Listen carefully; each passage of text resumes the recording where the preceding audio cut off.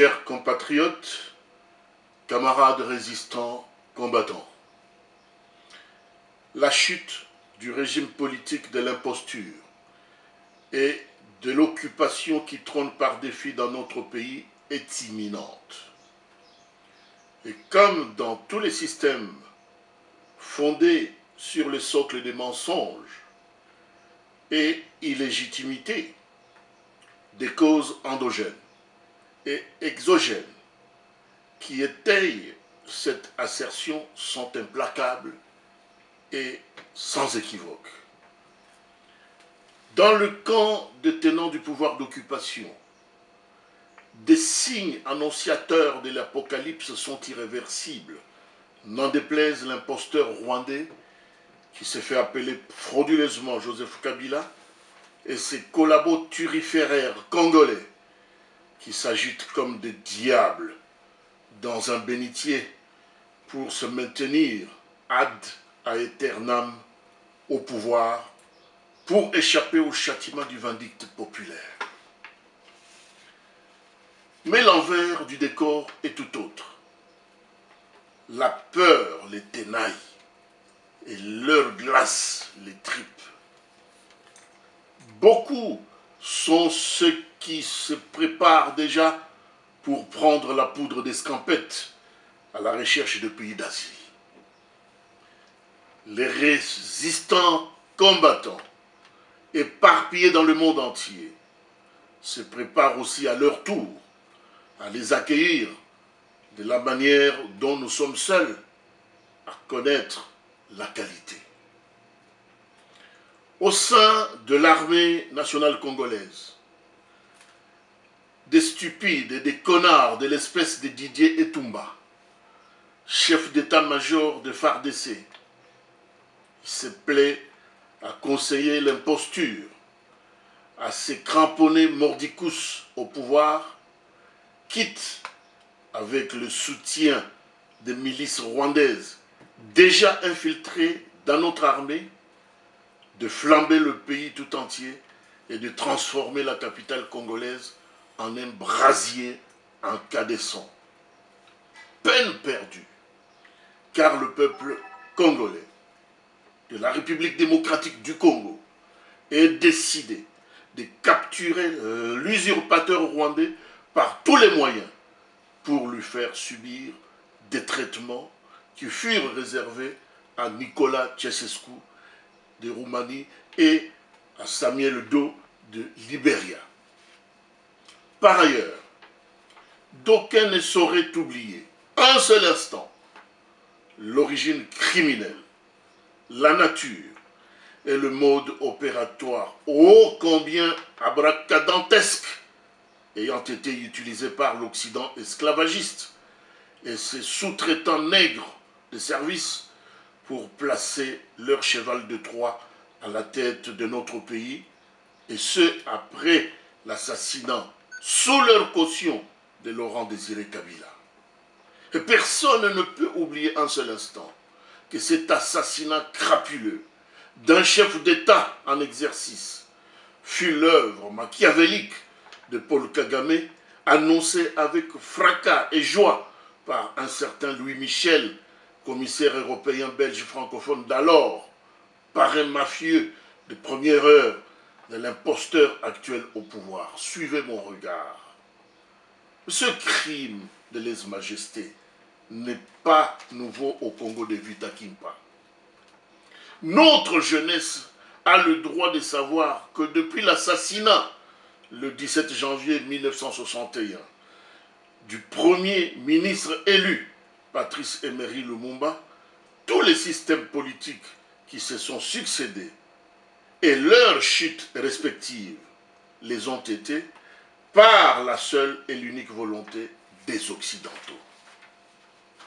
Le règne de alias Joseph Kabila ne fait pas exception. Ceux-là même qui l'ont catapulté à la tête de la République démocratique du Congo pour les intérêts égoïstes ont fermé les yeux devant ces crimes innombrables. Aujourd'hui, ils veulent s'en débarrasser pour le remplacer par un autre nouveau pantin. Qui est-il? Ce pantin est-il congolais? Certainement qu'il ne sera pas congolais de souche. Nous a révélé notre petit doigt.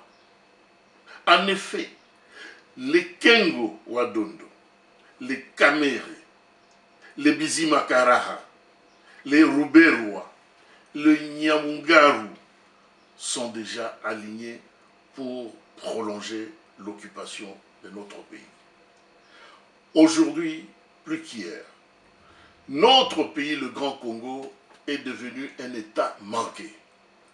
Notre pays, le Grand Congo, est une république bananière où règne l'impunité et la corruption à grande échelle érigée en système du gouvernement. Le Grand Congo est absent au banquet des États émergents. Le Grand Congo est absent encore à tous les rendez-vous. Et il risque encore de manquer au banquet de l'universel si nous n'agissons pas tout de suite et maintenant même pour mettre nos ennemis hors d'état de détruire. Voilà pourquoi, camarades, mesdames et messieurs, chers compatriotes, voilà pourquoi une minorité agissante, fondamentalement amoureuse de la patrie et défenderesse des intérêts majeurs du peuple et de la patrie, s'est levée et s'est constituée en force de la résistance patriotique pour combattre contre ce système politique pervers nous imposé par des puissances étrangères. La récente visite à Kinshasa de M. John Kerry, secrétaire d'État américain, et ses propos lénifiants autour de l'élection entre guillemets de 2016, autant que des élucubrations d'un autre Américain du nom de Herman Cohen, qui dit, je cite, « Kabila n'a pas bien travaillé, il doit partir ». Tout ceci est un non-événement pour nous de la résistance patriotique. Tous ces propos respectifs ne peuvent émouvoir que des naïfs qui peuvent encore stupidement croire que le salut de notre peuple viendra des élections. Mais ces distinguées personnalités américaines sont restées muettes sur des élections chaotiques de 2011 qui ont rendu notre pays ingouvernable aujourd'hui. Nous ne sommes pas étonnés non plus de la déclaration dans le même sens du ministre belge de la coopération. Hier, les autorités belges avaient applaudi ce faux Kabila, comme elles avaient jadis adulé le roi Léopold II qui a saigné les peuplades congolaises, les a décimées sous la torture, les mutilations, les exterminations et les discriminations de type apartheid. Belges, Américains, Français, Israéliens et autres sous-traitants adorent le Congo et ses immenses réserves de matières premières qu'ils exploitent allègrement à leur guise. Et, insidieusement, ils détestent les ayants droit, c'est-à-dire le peuple congolais, au point de participer silencieusement à son extermination déjà programmée. Les 12 millions de nos morts à l'est de la République, les 2 millions de déplacés, les 2 millions de femmes et enfants violés, les expulsions inhumaines de Brazzaville, de l'Angola, de la Zambie et d'ailleurs n'émeuvent nullement pas, outre mesure, la communauté dite occidentale. Mais nous sommes interloqués, par contre, de l'intense mobilisation autour de filles enlevées par Boko Haram au Nigeria, alors qu'elles ne sont même pas menacées de mort. Mesdames et messieurs, camarades, et des droits de l'homme ferme les yeux et se moque éperdument des Congolais lorsque ces valeurs sont violées en République démocratique du Congo. Chers compatriotes, camarades résistants, combattants, un chat échaudé a peur de l'eau froide. Et lorsqu'on a été mordu par un serpent, on craint même la tête du lézard. L'histoire nous jugera et nous condamnera sévèrement si nous laissons les étrangers décider du sort de notre pays. En ce moment même, les faiseurs de rois ne désarment pas.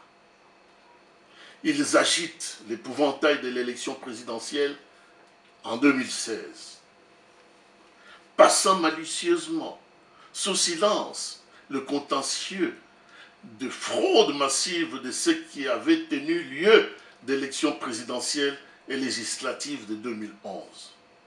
Ils font semblant d'ignorer que le souverain primaire réclame à corps et à cri une justice transitionnelle.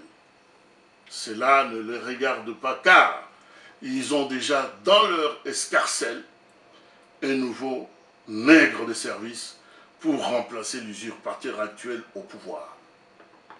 Bien sûr, dans leurs intérêts. Le protocole d'accord, signé le 18 avril dernier, entre le président de l'UNC, Vital Kamerhe, et l'organisation américaine du type CIA, dénommée NDI, National Democratic Institute for International Affairs, n'est pas innocent. Les esprits initiés et bien éclairés ont des raisons légitimes de doubler de vigilance.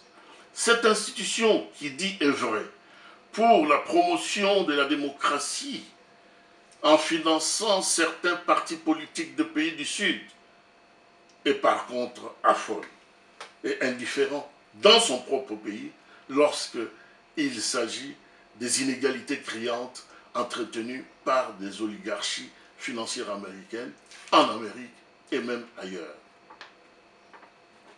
C'est pas curieux, non?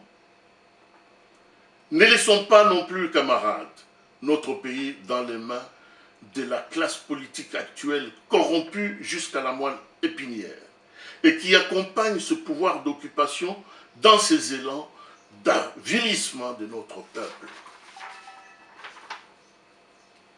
Pour le front civil de la résistance populaire, il n'est pas acceptable qu'un patriote sérieux, raisonnable, puisse croire encore aux élections pièges à Caen, organisées par un pouvoir d'occupation, avec un défroqué calotin de triste mémoire à la tête de la soi-disant Commission électorale nationale indépendante.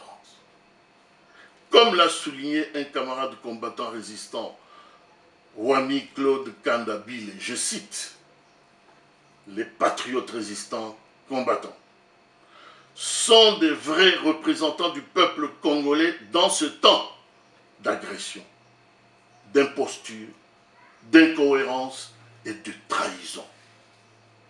Ils sont infiniment mieux renseignés sur la crise actuelle en République démocratique du Congo. Le patriote combattant a un grand caractère. Il a la force et la véhémence d'esprit, chaleur de cœur, puissance d'étude et droiture judiciaire, flamme d'imagination, fécondité de la plume. Fin des citations. Et nous ajoutons sens des responsabilités, vision du futur, solidarité agissante avec le peuple opprimé du Congo. Camarades, chers compatriotes, c'est ici le lieu de nous rassembler, de nous coaliser autour d'une vraie coalition afin de capitaliser au mieux les valeurs cristallisées qui nous caractérisent et nous identifient face à l'ennemi commun de notre peuple. Il nous faut un leadership éclairé et responsable pour coordonner la lutte et l'amener jusqu'à la victoire finale. La chute de ce régime d'occupation doit être un trophée qu'on va brandir pour des générations futures. Et doit être l'œuvre historique de la résistance patriotique, dépouillée de l'interférence et de l'ingérence des décideurs étrangers dont nous connaissons déjà des visées hégémoniques sur notre pays. C'est ici, enfin, le lieu de mobiliser les Quinois humiliés, les populations des provinces avilies et celles en exil, haïes, éparpillées à travers le monde, prenant l'exemple des révolutions contemporaines pour assumer solidement notre destin. À nous, le Congolais, de descendre dans les rues. À nous seuls de désigner nos dirigeants et nos représentants dans toutes nos institutions. À nous seuls de nous donner des lois. À nous seuls de déterminer les perspectives de commandement. La prophétie de Papa Simon Kimbangu sur la deuxième indépendance du Congo, de notre pays, s'accomplit. Il est vrai que ce sont les masses populaires qui font l'histoire. Que Dieu de Simon Kimbangu bénisse notre pays, du nord au sud, de l'est à l'ouest. Ingeta.